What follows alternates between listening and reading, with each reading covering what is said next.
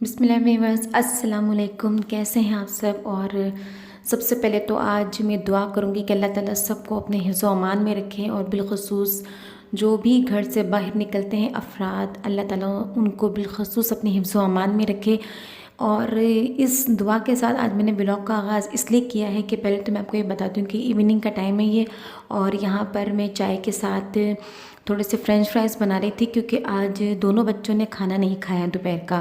वो कुछ बस शरारतों में लगे हुए थे और कुछ उन्होंने बिस्किट्स वगैरह खा लिए, तो दोपहर का खाना नहीं खाया। तो फिर शाम तक आते आते उन्हें भूख लगने लग गई और वो रोटी खाने के भी मूड में नहीं। तो मैंने सोचा कि उनके लिए थोड़े से आज चाय में फ्रेंच फ्राइज़ बना लूँ। और उसके साथ ही आपको जो दूसरे चूल्हे पे नज़र आ रहा है ना, वो रखा हुआ है दूध। उसके अंदर मैंने थोड़ी सी हल्दी और सिनेमन पाउडर ऐड किया है और हल्दी वाला दूध बना रही हूँ मैं यहाँ पर। और ये इसलिए बना रही हूँ कि मेरे हस्बैंड जो है ना, उनका छोटा सा माइनर सा एक्सीडेंट हुआ। माइनर इसलिए कह रही हूँ कि अल्लाह ताला का बहुत बहुत बड़ा एहसान हुआ कि अल्लाह ताला ने अपने हिफ्ज़ व अमान में रखा।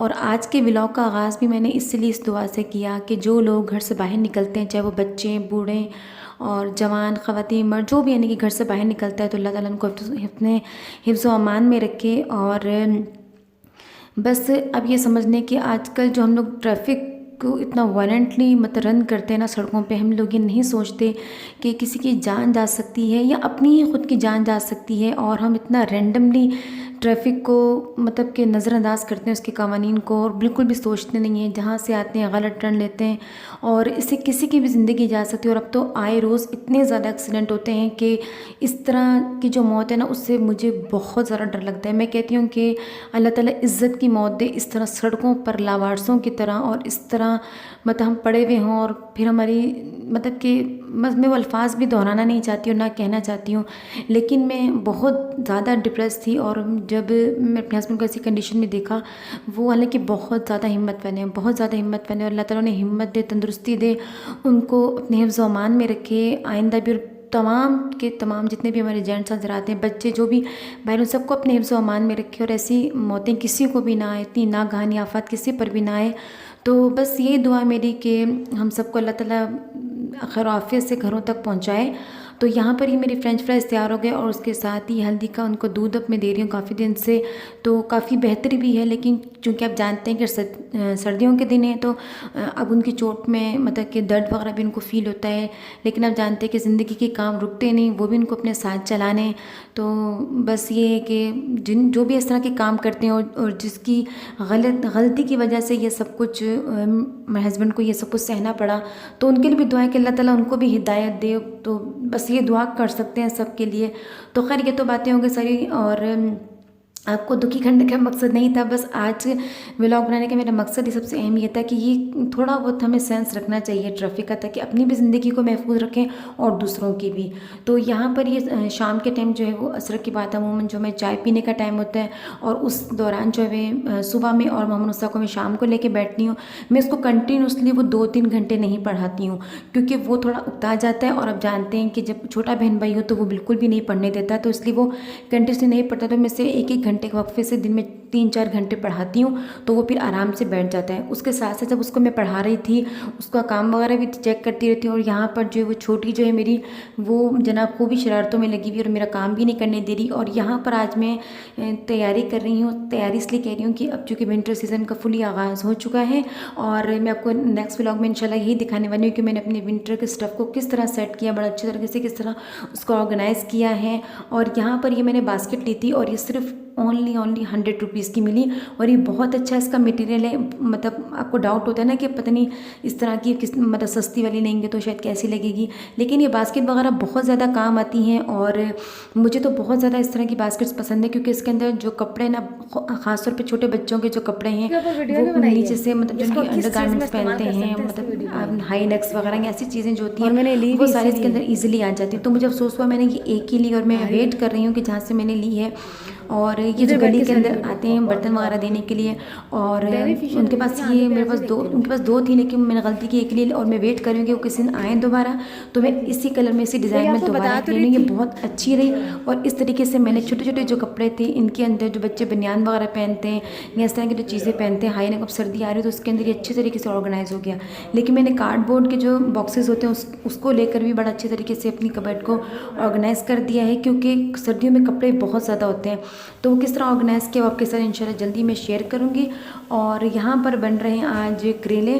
करेले का एक सबसे बड़ा मजाक आज ये हुआ कि जब मैंने करेले बनाए तो सुबह जब मम्मी से स्कूल चले गए तो उनके निकलने के फ़ौरन बाद ही मैंने करेलों को छील कर तकरीबन 8 बजे की 8 साढ़े 8 बजे के उसको छील कर और उस पर नमक, काफ़ी सारा नमक लगा के उसको रख दिया। और मैंने जो करेलों का ये वाला जो तरीका है वो अपनी मदर इन लॉ से सीखा था, और वो करेलों को तकरीबन 2 घंटे तक उसको नमक लगा के रखती थी, लेकिन मैंने तकरीबन 4.5 घंटे उसको नमक लगा के रखा। लेकिन जब ये बने तो उसमें थोड़ी सी कड़वाहट थी, तो मैं परेशान भी हुई कि इसमें कड़वाहट क्यों है। तो अब्बू जो है उनको करेले बहुत पसंद है, तो वो कहने कि इसमें थोड़ी सी कड़वाहट है, शायद तुमने इसको कम टाइम के लिए किया। तो मैंने उनको बताया कि नहीं, मैंने तो इसको 4 से 5 घंटे के लिए किया, जबकि मेरी जो मदर इन लॉ है ना वो तकरीबन 2 घंटे के लिए उसको नमक लगा के इस तरीके से रखती थी। और चूँकि हम अपने बड़ों से तरीका सीखते हैं, लेकिन मैंने थोड़ा डर की वजह से मतलब इसको नहीं किया, मतलब कम टाइम के लिए बल्कि इसको ज़्यादा टाइम के। लेकिन जनाब वो कड़वे मतलब करेले ही क्या जिसमें कड़वाहट ना हो, और बिल्कुल ही अगर कड़वाहट नहीं होगी तो करेले इतने मज़ेदार नहीं बनते। बहरहाल अच्छे बने, लेकिन वो फिर मुझे बाद में ये चीज़ समझ में आई कि जनाब करेले जो थे ना वो थोड़े पके हुए थे, और जो पका हुआ करेला होता है ना जितनी भी कोशिश कर लो उसमें फिर भी थोड़ी सी कड़वाहट आती है। लेकिन देखिए बड़ी मेहनत के बाद अगर काम ख़राब हो जाए तो बड़ा दिल दुखता है। खैर अच्छे बन गए, बस ठीक है, मतलब जायका बहुत अच्छा था, लेकिन वो जो कड़वाहट थी ना उससे सारा काम उतार दिया।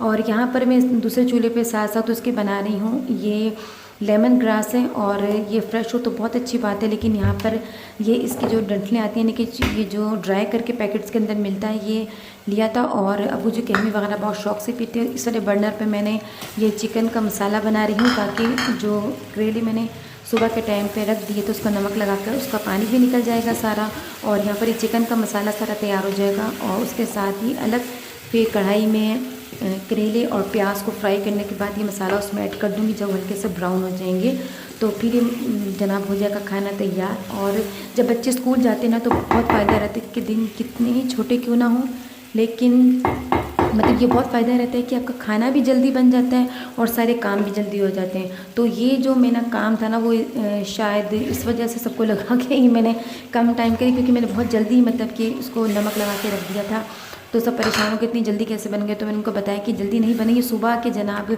नमकीन से हुए में, और उनको काफ़ी सज़ा मिली हुई है करेलों को कि उसको नमक के अंदर हमने काफ़ी खूब सज़ा दी हुई है। लेकिन ये कि बहरहाल जब करेले पक्के हो ना और अंदर से वो मतलब उनके बीज येलो कलर के हो, तो मैं तो आपको ये मशवरा दूँगी वो कभी भी ना पकाएं, बहुत मसला होता है। और लेकिन यहाँ पर फिर भी शुक्र है कि करेले पंजाब साइड पे इतने कड़वे नहीं होते हैं, सिंध साइड पे हम लोगों के बहुत ज़्यादा कड़वे होते हैं। और वहाँ पर अगर जिस बंदे ने करेले अच्छे बना लिए ना तो मैं तो समझती हूँ कि वो तो बेस्ट शेफ़ है। और जो मेरी मदर है ना वो इतने टेस्टी करेले बनाती हैं, और वहाँ के करेले इंतहाई कड़वाहट वाले होते हैं, लेकिन ऐसे करेले बनाती हैं कि मुझे मतलब उनके हाथ के अलावा मुझे किसी के करेले बने पसंद नहीं आते। वो बहुत टेस्टी करेले बनाती हैं और उसमें बिल्कुल भी कड़वाहट नहीं होती है। हालांकि आप जानते हैं कि सिंध की तरफ जो इसमें बहुत ज़्यादा मसला होता है पकाने में। लेकिन बहरहाल ये बस मेरा काम हो चुका था कंप्लीट। मैंने कल शाम से जो व्लॉग शुरू किया था अब इसका करती हूँ एंड। बस ये मसाला मैं शामिल कर दूँगी चिकन में और मेरा हो गया खाना तैयार। तो अब रोटी बनने लगी है। अब दीजिए इजाज़त, अल्लाह हाफिज़।